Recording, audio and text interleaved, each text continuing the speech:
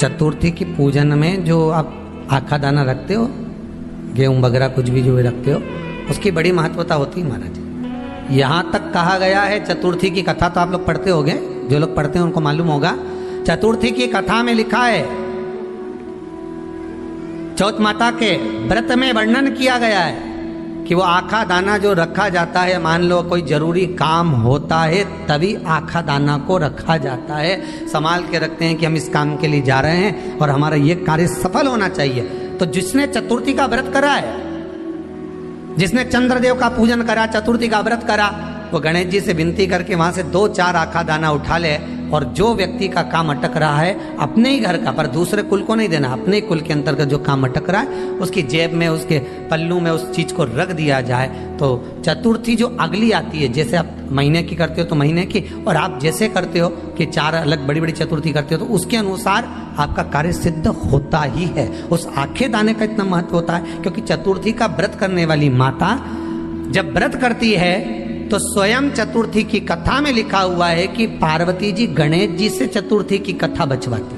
तो चतुर्थी की कथा जब होती है तो उसको स्वयं गणेश जी बाच रहे हैं। तो व्रत कौन सुन रही है? माता पार्वती। और आपने जो आखा दाना लिया वो गणेश जी के भाव से लिया, गणेश जी से निवेदन करके, विनय करके, प्रार्थना कर उसको प्राप्त किया। तो जिनकी यहाँ संपदा की कमी होती है, वैभव की कमी होती है, लक्ष्मी की कमी होती है, प्रतिष्ठा की कमी होती है, धन की कमी होती है, उसके लिए बुधवार के दिन अगर शंकर पर 1 लोटा पानी चढ़ाया जाता है तो जिन लड़कियों का विवाह नहीं हो रहा, जिन बच्चों का विवाह नहीं हो रहा, उन बच्चों के भी विवाह हो जाते हैं। हमारा वृद्धि से मतलब होता है जिस कन्या या वर का विवाह नहीं होता, 40 साल हो गए या 30 साल हो गए, या जब 28 के बाद में लड़का लड़की क्रॉस हो जाए कि 29 में, 30 में, 32 में, 34 में, 40 तक पहुंच गए और विवाह नहीं हो रहा है, तब बेलपत्री के जो पेड़ होता है, वृक्ष होता है, उस वृक्ष की जो डाली होती है, उस डाली के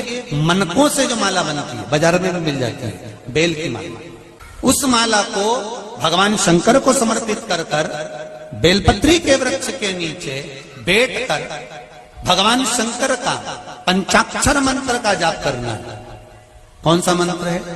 पंचाक्षर। पंचाक्षर मंत्र कल बताया था, नमः शिवाय। अगर रसोई घर से भोजन में तुलसी डलकर अगर ठाकुर जी के सामने वो थाली रखी तो ये पक्का है वो थाली ठाकुर जी नहीं जीमेंगे, क्योंकि उसमें तुलसी रखी हुई आई है। हाँ, जब ठाकुर जी के सामने थाली रखा गई और तुमने थाली रखने के बाद में मंदिर के सामने बैठ के फिर तुलसी डाली तो ठाकुर जी उसको स्वीकार कर लेते हैं। क्यों?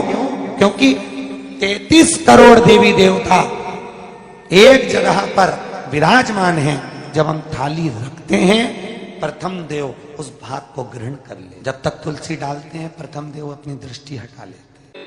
समय होता है, एक टाइम होता है, एक पल होता है, एक घड़ी होती है कि गणेश जी महाराज हमारे घर में आ गए। गणेश जी की सबसे पहली जो आरती हो, उस आरती के समय पर अगर धूप बत्ती जलाई जाए या गोबरी को जलाकर उसमें गूगल छोड़ी जाए और गूगल छोड़ने के बाद गणेश जी का नाम ध्रुम वर्ण कह दिया जाए तो गणेश जी को तुम्हारे घर की पूजा स्वीकार करना पड़ती है। बस वो समय हम जानते, हम तो बस उतना जानते हैं कि शिव महापुराण में लिखा और मुद्गल पुराण में लिखा, गणेश पुराण में लिखा, गणेश जी का एक नाम होता है ध्रुम वर्ण। क्या नाम है? ध्रुम वर्ण गणेश जी का एक नाम होता है। जब हम धूप जलाकर और धूप लगाने के बाद में गणेश जी की सबसे पहली आरती करने के पहले अगर हम सबसे पहली आरती गणेश जी की कर रहे हो, अपने घर में स्थापना कर रहे हो, बिठा रहे हो, और तुम चाहते हो कि गणेश जी मेरे घर में आके मेरी पूजा को स्वीकार करें और जो मांगू मेरा गणेश मुझे दे 10 दिन के अंदर, तो पहला नाम लेकर पुकार लेना ध्रुम वर्ण विनायक, बैठो, बस काम हो गया। वो फिर ही होकर आता। सुंदर जोड़ी थी शंकर और पार्वती की, सही है कि गलत है? कभी नहीं झगड़ते थे। इसलिए पृथ्वी पर ना तो लक्ष्मी जी के व्रत हैं, ना ब्रह्माणी के व्रत हैं, ना इंद्राणी के व्रत हैं।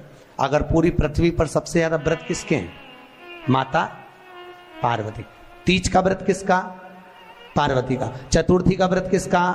पार्वती का। चौथ का व्रत किसका? पार्वती का। छठ का व्रत किसका? पार्वती का। जितने व्रत है सब माता पार्वती। गणेश जी मैया को प्रसन्न करने के लिए अष्ट रूप में धारण करते हैं। 8 रूप भगवान गणेश जी ने धारण किए। एक मयूरेश्वर गणेश, दूसरा सिद्धि विनायक, तीसरा बल्लालेश्वर, फिर वरद विनायक, फिर चिंतामणि, फिर गिरजात्मज, फिर भगवान गणेश विघ्नेश्वर अष्ट विनायक, फिर महागणपति। ऐसे गणेश जी के अष्ट नाम हुए। उस समय तिजोरी के अंदर जो गणेश की प्रतिमा रखी जाती है किस नाम से रखी जाती है? तो तिजोरी में हम जो गणेश की प्रतिमा रखते हैं वो वरद विनायक के नाम से रखते हैं। कौन सा गणेश? वरद। वरद विनायक के नाम से तिजोरी में गणेश रखते हैं। और वरद विनायक के नाम से गणेश जी तिजोरी में रखाते हैं। आपको कथा में कहा था घर में सीधी सूंड का गणेश और व्यापार व्यवसाय ऑफिस में उल्टी सूंड का गणेश होना चाहिए। वरद विनायक को तिजोरी में। जब मकान का गृह प्रवेश होता है तो गणेश जी की पूजन जो दरवाजे पर करी जाती है उसे सिद्धि विनायक गणेश कहते हैं। कौन सा गणेश? सिद्धि विनायक। जब हम घर में शुभ कार्य हो, बंदरवाल लगाएं, कोई दरवाजे पर शुभ लाभ लगाएं या स्वस्तिक बनाएं या माताएं दरवाजे पर रंगोली डाले तो उसी समय पर सिद्धि विनायक के नाम से रंगोली डालना चाहिए। तो घर में लक्ष्मी बढ़ती है, सिद्धता बढ़ती है। याद रखिए, कभी भी गणेश जी को, मिट्टी के गणेश जी लाते हो भादो महीने में, तो विसर्जन करो तो विसर्जन के समय पर 2 बिंदी, एक कंकु की एक हल्दी की, दीवार पर जरूर लगा देना चाहिए। क्यों? क्योंकि गणेश जी हमारे यहाँ आते हैं तो रिद्धि सिद्धि के साथ आते हैं। पर जब गणेश जी जाते हैं, अगर हम बिंदी नहीं लगाते हैं तो गणेश जी अपनी रिद्धि सिद्धि को साथ में लेकर चले जाते हैं। पति के साथ पत्नी वापिस चली जाती है। जब हम बिंदी लगाते हैं तो उसका मतलब होता है कि हमारे घर की बहू हमारे घर में रहे, बेटा भले भ्रमण के लिए जाए। तो गणेश जी जाते हैं, रिद्धि सिद्धि घर में रह जाती है। इसलिए रिद्धि सिद्धि को घर में रखने के लिए 2 बिंदी लगाना चाहिए, एक कुंकू की, एक हल्दी। रिद्धि सिद्धि। गणेश जी की प्रियता है दुर्वा। क्या प्रियता है? दुर्वा। कितनी दुर्वा गणेश जी को समर्पित करी जाती है? मात्र 5। कितनी? आज के जमाने में लोग गट्ठा बनाकर चढ़ा दें, वो अपनी जगह पर। 5 दुर्वा पंचम इंद्रियों को वश में करने के लिए और भगवान के 5 जो स्वरूप हैं उनको अपने भीतर उतारने के लिए 5 दुर्वा। और दुर्वा में भी 3 गांठ।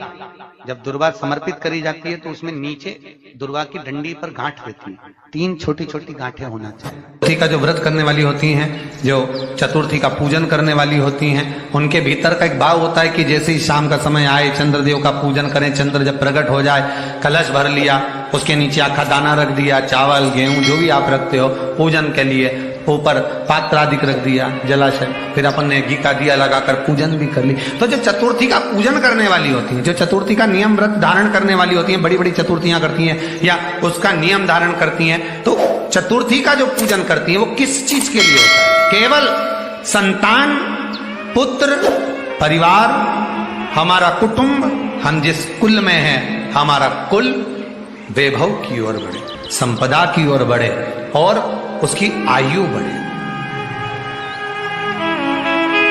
उसकी आयु बढ़े, वैभव बढ़े।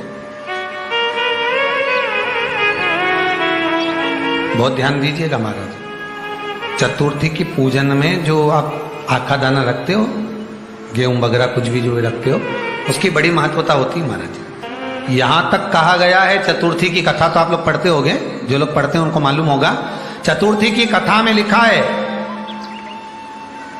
चौथ माता के व्रत में वर्णन किया गया है कि वो आखा दाना जो रखा जाता है, मान लो कोई जरूरी काम होता है तभी आखा दाना को रखा जाता है। संभाल के रखते हैं कि हम इस काम के लिए जा रहे हैं और हमारा ये कार्य सफल होना चाहिए।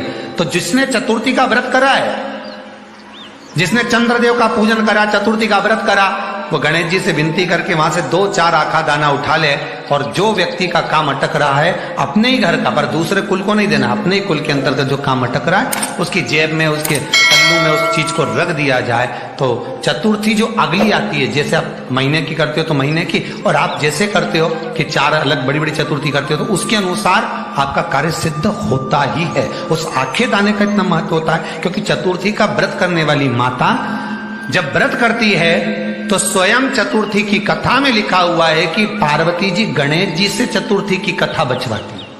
चतुर्थी की कथा बाची किसने थी? स्वयं गणेश जी महाराज ने। और सुनी किसने थी?